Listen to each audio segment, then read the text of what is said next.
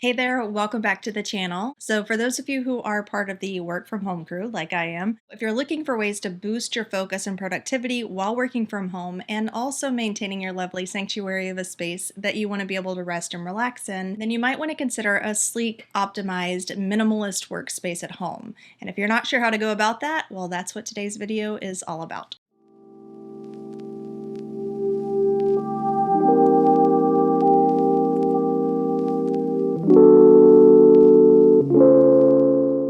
The first tip is to, of course, declutter. Start by giving your workspace a once-over and saying goodbye to anything that's not pulling its weight, or maybe it's pulling too much weight. Which brings me to my next question: do you really need a printer? I have not missed my printer since letting go of it. If you don't actively need to be printing physical copies of things, then maybe you might consider doing the same thing, because you're not only getting rid of the cumbersome printer that collects dust, but also all of the things that go along with it: the ink, the printing paper, the cords that you have to keep plugged into the wall. Food for thought. Now, of course, you want to keep those items that are essential for your work or that ignite that creative spark, right? So we're talking about the stuff that really makes you nod with a sense of purpose, not the odds and ends that you're not really using on a regular basis. You want to create space to breathe and to think and to create. So really try to respect your workspace as being for that. The second tip for creating a minimalist workspace is going to be to look for quality over quantity. You want to elevate your workspace with thoughtful selections. Now, when it comes to furnishings,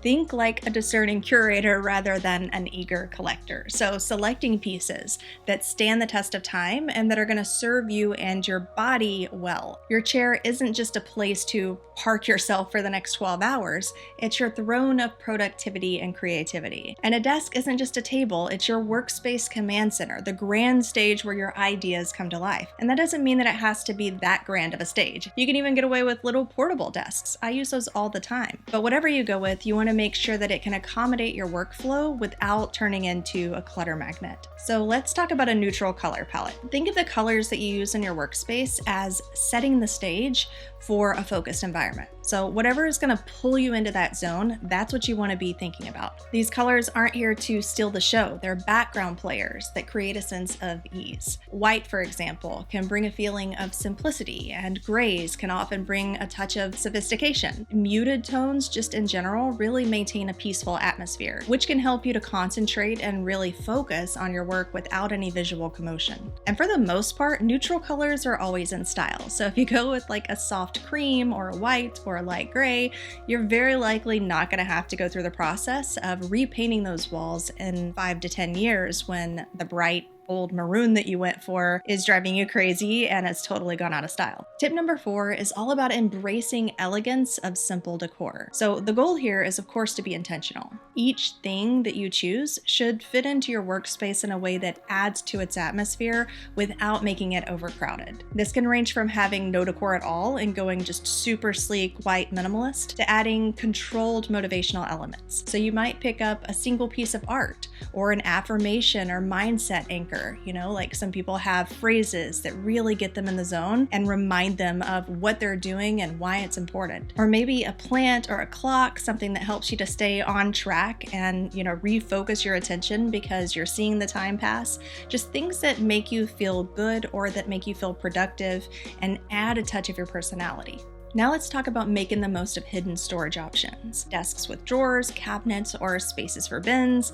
These functional additions allow you to keep your workspace neat and organized without everything being on display.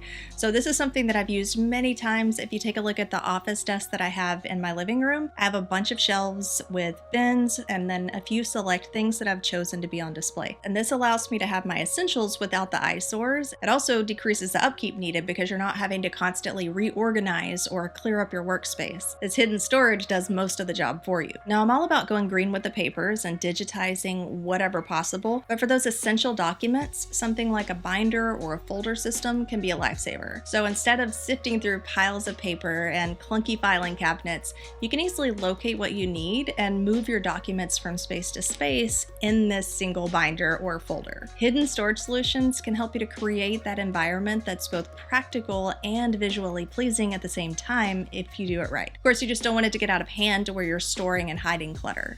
Number 6 is something that I've recently upgraded myself, and that is cable management. I've always done some kind of cable management, but recently I just stepped it up. I got cable boxes and the whole works. And most of us can agree that cables and cords suck. I appreciate that they allow us to keep things going, but at this point in technology, it would be awesome if everything was just cordless. Since that's not the case, and that's just not the world we live in yet, cable and cord management is a huge win whenever it comes to maintaining a frazzle and clutter-free workspace. So the top tools of the trade here are cable clips, sleeves, and boxes. Cable clips help to hold your cords in place and they kind of give them a direction. Tangled sleeves are like protective jackets that help to bundle all of your cords together into one nice streamlined rope type of situation. I really like this mesh that's slit down vertically so that you can pull any of the cords out as you need to. You don't have to like dismantle the whole system when you need to remove your cell phone charger because you're going on a trip. And then of course the creme de la creme, the cable boxes, which I have just become in love with. This houses the power strips and any excess cords. So whatever normal nested jumble you would have next to a power strip or next to wherever you plug things in, those are all concealed inside of these cable boxes. They hide the cords, and you can do like I do and use them in conjunction with the clips and with the cable mesh or the cable sleeves. And it just really makes this great system for cable management. These can be either hidden or on display. I have one in my bedroom that's hidden behind my bedside table just because that's the setup that works best for my cords there. But then I have another version of it that's in my living room on the desk shelf. Number 7 is to utilize digital organization. You're going to find it much easier to maintain a minimalist, tranquil office or workspace when you really embrace digital tools for note-taking, file storage, task management, and calendars, all the things. There are tools for everything. And these can replace physical clutter or physical items with a streamlined digital approach. Your notes and documents are neatly stored on your devices or in the cloud and are accessible wherever you need them instead of needing to hang on your wall or sit on your desk. So think about using digital calendars instead of paper ones. Appointments and tasks and deadlines and all of that stuff can be organized electronically, and then you don't need to have brightly colored sticky notes all over your desk and everything is just in one place. And so if you're worried about forgetting, because I hear people say a lot, well, I worry that if I didn't have the bright stickies in front of me, then I would definitely forget everything, then reminders and notifications are going to be your friend. I set reminders for everything. I usually set 3 reminders. I have one the day before, an hour before reminder, and then for many things, I'll do a 10-minute before reminder. So you can definitely make it work. If your digital clutter situation is currently a big mess, I'm going to leave a link for a resource for that down in the description. My friend Kath has a digital clutter workshop that she offers for free, so feel free to check that out. I've gotten a lot of really great ideas from her in the past. Number 8, I'm going to keep short and sweet, but it is minimal office supplies. Keeping it simple with your office supplies. It can be so easy to go to Target and walk down the office supplies aisle and see all of the gorgeous bundles, a teal stapler with the matching tape roller and the staple remover and just like all of the little pieces to go together. And you're only going to maybe use one, if any of those things. But the fact that it's a matching set means that you're taking all of them. I've done that before. My set was actually teal, and I don't think that I ever really used any of it. Number 9, natural light. So natural light, don't get me on my light kick. Natural light can boost your mood, it can improve your focus, it can reduce the need for excessive artificial lighting, so it's more eco-friendly, it's better on your energy budget, but it just feels good. Sunlight boosts your positivity and it just elevates your sense of well-being. So consider setting your workspace up near a window with the sunlight, soft rays streaming in. It's not just about aesthetics, it's about tapping into that powerful source of energy that can really transform your work environment. It can give you more creativity and it can make you feel more energized to work. It's like a gentle nudge reminding you that the outside world is still there, You're knee deep in tasks, but there's still beauty outside. And this can help you to improve your focus and make your workspace feel less enclosed, less like you're in a little cavern that you're stuck in for the next 8 hours. It's not just about where you work, it's about how you work. And working in natural light can just enhance your work experience. Number 10 is a functional layout. In order to have a minimalist workspace that works, you definitely want to consider the layout. Design a workspace where every piece of furniture and equipment is positioned with purpose. Think about the harmony between form and function. That's what you're really tapping into here. A functional layout doesn't just mean that things are in their place, it means they're in the right place. No awkward reaches or fumbling movements when you're trying to get things done. This involves some planning and definitely some consideration of how you use your space. So here's some things to consider. Number 1, you're going to want to assess your needs. Start by understanding your work habits and what tools or equipment you actually use frequently. Number 2, you want to choose the right location. Select a spot for your space that offers good lighting and minimal distractions. You might position yourself near a window like we talked about before and take advantage of that natural light. Number 3, like we talked about with the furniture, you want to prioritize ergonomics. Make sure that your desk and your chair and your computer setup are ergonomically sound, meaning that your chair should support your posture, and your computer screen should be at eye level to prevent any strain on your neck. And then you want to consider your workflow and arrange your items based on that workflow. So for example, you might want to position your computer close to a note-taking area if you're frequently returning to physical notes while you're working on your computer. Number 11, consider plants. Plants can of course improve air quality, and they add a touch of nature. They create a soothing atmosphere that counteracts the hustle and bustle of work. So it's kind of like what we talked about with letting in the natural light to remind you that there's still nature and that there's still an outside world out there. They can just give you a little breath of escape from the digital realm. There have even been research studies for people who work in places that allow for plants or that have plants hanging, and there are entire books that have been published about this. But basically, the presence of plants increases morale, and they can boost your mood, reduce stress, and enhance your cognitive function. So they can actually make you work better. Also, if you like a little symbolism in your space, plants symbolize growth and vitality. They're a reminder that, like a plant, your work can flourish and bloom with care and attention.